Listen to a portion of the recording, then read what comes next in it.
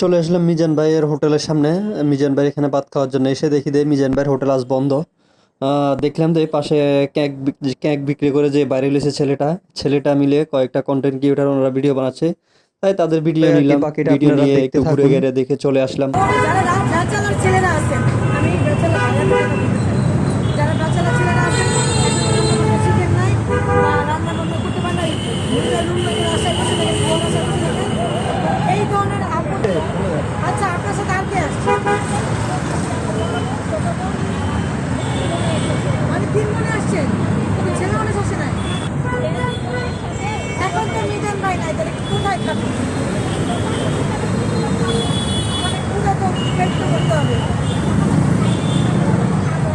মানে সকাল থেকে যাই, এখন বাজে বেলা 9টা। আরে বাবা রে বাবা, আমরা তারপরে মানে ভাইরাল হওয়ার জন্য অনেক মানে আপনারা এই জিনিসগুলো অনেক পছন্দ করেন, কিন্তু খালি পেটে কেন? বেশি খাওয়ার জন্য। বাঙালি ভাই, আমি কিছু কিছু ভিডিওতে দেখছি, কিছু পেজে মিজান ভাই 14 বার নিয়ে ভাত খাওয়া যায়, ডিস্টেন্ট প্রমাণ।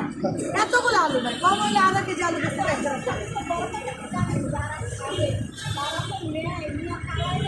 এটা আসে নষ্ট করা যায়, খারাপ লাগে না?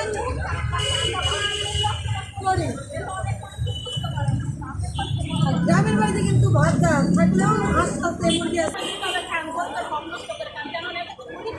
আপনারা বললেন, আপনারা তাহলে সাহায্য করেন, 10 জনকে 5 জনকে খান। তাহলে কি থাকবে?